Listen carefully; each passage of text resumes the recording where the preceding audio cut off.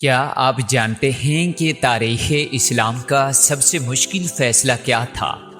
ایک ایسا مقدمہ جسے دیکھ کر دشمن بھی یہ سمجھ بیٹھے کہ آج کوئی فیصلہ نہیں ہو پائے گا، لیکن شیر خدا حضرت علی رضی اللہ تعالیٰ عنہ نے اپنی دانش اور انصاف سے وہ کر دکھایا جو کوئی سوچ بھی نہیں سکتا تھا۔ دین کے راز میں آپ کا خیر مقدم ہے۔ یہ چینل آپ کے لیے اسلام کی حقیقی تعلیمات، تاریخ کے سبق آموز واقعات اور ایمان کو تازہ کرنے والی کہانیاں لے کر آتا ہے۔ اگر آپ نے ابھی تک ہمارا چینل سبسکرائب نہیں کیا تو ابھی کر لیں، کیونکہ آگے جو سننے والے ہیں وہ آپ کے دل کو جھنجھوڑ کر رکھ دے گا۔ بسم اللہ الرحمن الرحیم۔ شیر خدا حضرت سیدنا علی المرتضیٰ رضی اللہ تعالیٰ عنہ کے فیصلے پورے عرب میں اپنی دانش مندی اور انصاف کی وجہ سے مشہور تھے۔ یہی وجہ تھی کہ مسلمانوں کے علاوہ دوسرے مذاہب کے لوگ بھی اپنے پیچیدہ مسائل کے حل کے لیے آپ رضی اللہ تعالیٰ عنہ کی خدمت میں حاضر ہوا کرتے تھے۔ آپ رضی اللہ تعالیٰ عنہ جب کوئی فیصلہ سناتے تو لوگ اسے دل سے قبول کر لیتے، کیونکہ آپ ہمیشہ عدل و انصاف کے تقاضوں کے مطابق فیصلہ فرماتے تھے۔ ایک مرتبہ 3 آدمیوں میں 17 اونٹوں کی تقسیم پر جھگڑا ہو گیا۔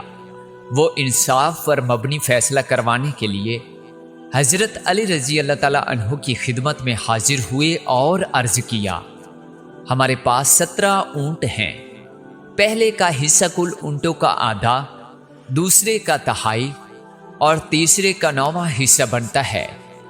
اگر اونٹوں کو ذبح کر کے تقسیم کیا گیا تو کوئی فائدہ نہ ہوگا۔ آپ ایسی تدبیر بتائیں کہ اونٹ ذبح کیے بغیر تقسیم ہو جائیں۔ حضرت علی رضی اللہ تعالیٰ عنہ نے ان تینوں کی بات سننے کے بعد بیت المال سے 1 اونٹ منگوایا اور ان 17 اونٹوں میں شامل کر دیا۔ اب کل تعداد 18 ہو گئی۔ پھر آپ نے بتائے گئے حصوں کے مطابق تقسیم شروع کی۔ پہلے شخص کو 18 کا آدھا یعنی 9 اونٹ دیے، دوسرے شخص کو 18 کا تہائی یعنی 6 اونٹ دیے، تیسرے شخص کو 18 کا 9واں حصہ یعنی 2 اونٹ دیے۔ پورے 17 اور وہ 1 اونٹ جو بیت المال سے منگوایا گیا تھا واپس بھیج دیا گیا۔ سب دیکھتے رہ گئے بغیر کسی اونٹ کو نقصان پہنچائے۔ مکمل انصاف کے ساتھ تقسیم ہو گئی۔ حضرت علی رضی اللہ تعالیٰ عنہ کے عدل و انصاف کا ایک اور دلچسپ واقعہ بہت مشہور ہے۔ 2 آدمی سفر پر نکلے ہوئے تھے، کھانا کھانے کے لیے کسی جگہ بیٹھ گئے۔ ایک کے پاس 5 روٹیاں تھیں اور دوسرے کے پاس 3۔ اسی دوران وہاں سے ایک تیسرا مسافر گزرا، دونوں نے اسے اپنے ساتھ بٹھا لیا اور مل کر کھانا کھایا۔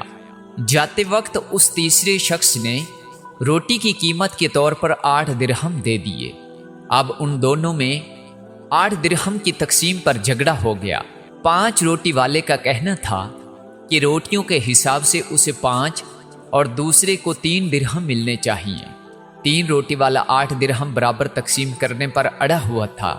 آخرکار دونوں یہ معاملہ لے کر حضرت علی رضی اللہ تعالیٰ عنہ کی خدمت میں حاضر ہوئے۔ آپ رضی اللہ تعالیٰ عنہ نے 3 روٹی رکھنے والے سے فرمایا، تمہارا ساتھی جو تمہیں 3 درہم دے رہا ہے قبول کر لو، کیونکہ انصاف کے مطابق تمہارے حصے میں صرف 1 درہم آتا ہے۔ وہ شخص حیران ہو گیا اور عرض کیا، حضور یہ کیسے؟ آپ رضی اللہ تعالیٰ عنہ نے سمجھایا، روٹیوں کی کل تعداد 8 تھی اور کھانے والے 3 تھے۔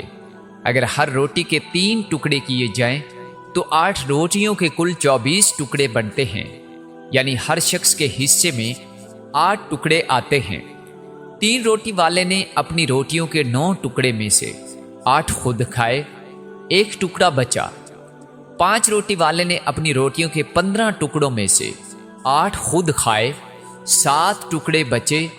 تیسرے مسافر نے 3 روٹی والے کا 1 ٹکڑا اور 5 روٹی والے کے 7 ٹکڑے کھائے، لہٰذا 3 روٹی والے کا حق 1 درہم اور 5 روٹی والے کا حق 7 درہم۔ دونوں اس منصفانہ تقسیم پر متفق ہو گئے۔ ناظرین، دین کے راز پر آپ ایسے ہی حیرت انگیز اور ایمان افروز واقعات سنتے رہیں گے۔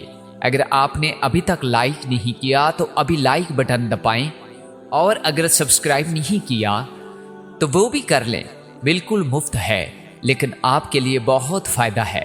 تیسرا واقعہ، داڑھی کے بالوں والا سوال۔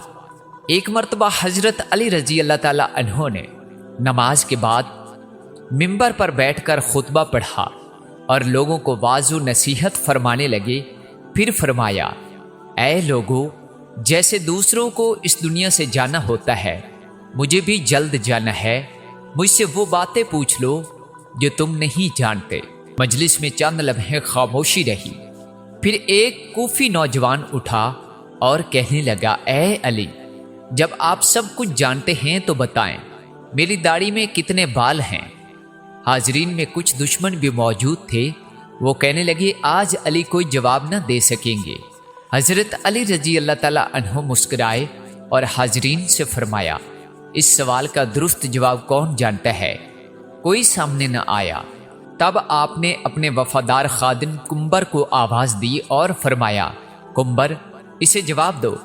کمبر نے اس نوجوان سے پہلے کہا، اگر تم سچے ہو تو بتاؤ، اس سوال سے تمہارا مقصد کیا ہے؟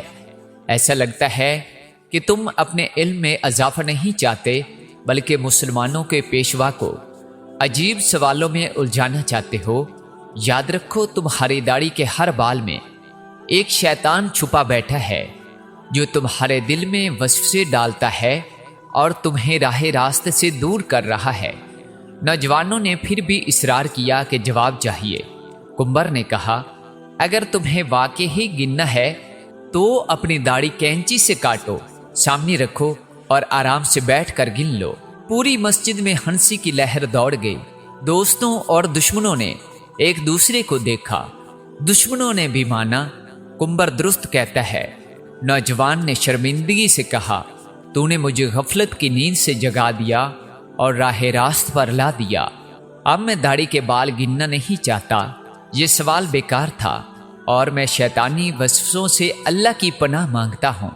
چوتھا واقعہ، 3 مردوں کا ایک بچے پر دعویٰ۔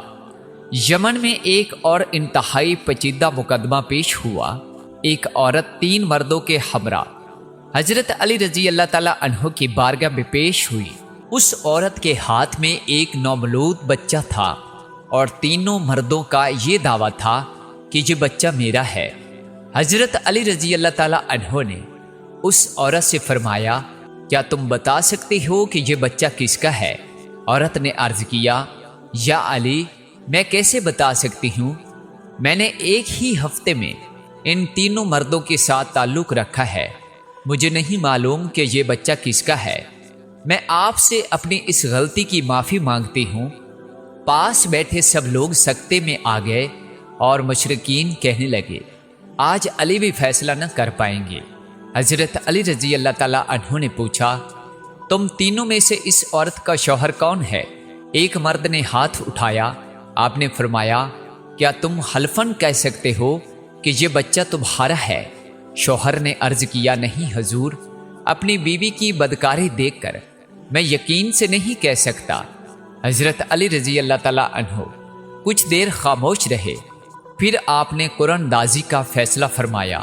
3 کاغذ کے ٹکڑوں پر تینوں مردوں کے نام لکھ کر چھپا دیے گئے، اور جب کرہ نکلا گیا تو بار بار ایک ہی مرد کا نام نکلتا رہا۔ اسی مرد کو بچے کا باپ قرار دیا گیا۔ پھر آپ نے اس بچے کی قیمت لگائی، اسے 3 حصوں میں تقسیم کیا، اور جس مرد کے حق میں کرہ نکلا اس سے 2 حصے وصول کر کے باقی دونوں مردوں کو دے دیے گئے۔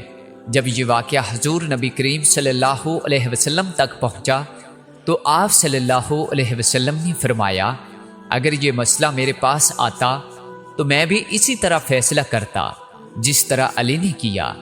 حضرت علی رضی اللہ تعالیٰ عنہ 19 رمضان المبارک 40 ہجری کو مسجد کوفہ میں تشریف لائے۔ عبد الرحمن بن ملجم مسجد میں اوندھا لیٹا ہوا تھا اور اس کے نیچے زہر میں بجھی ہوئی تلوار چھپی ہوئی تھی۔ حضرت علی رضی اللہ تعالی عنہ نے فرمایا، اے ابن ملجم، اٹھو، نماز کا وقت نکلا جا رہا ہے۔ وہ ملعون اٹھا۔ حضرت علی رضی اللہ تعالی عنہ نے آخری سجدہ ادا کیا۔ اچانک ابن ملجم آگے بڑھا اور زہر میں بجھے خنجر سے سر مبارک پر ایسا وار کیا کہ رمضان المبارک میں روزے دار کو ایسا زخم آیا کہ پھر کبھی نہ اٹھ سکے۔ مسجد کوفہ میں کہرام مچ گیا۔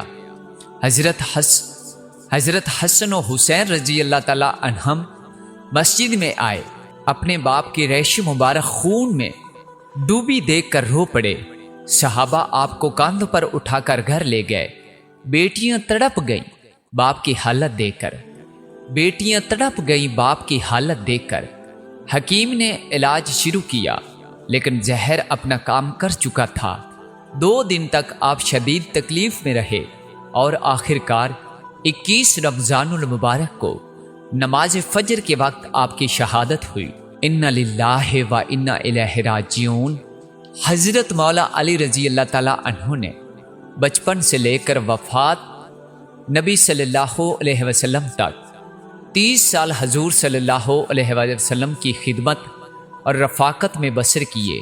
آپ نے خود ارشاد فرمایا، میں ہر آیت کے متعلق بتا سکتا ہوں کہ یہ کہاں، کیوں اور کس کے حق میں نازل ہوئی۔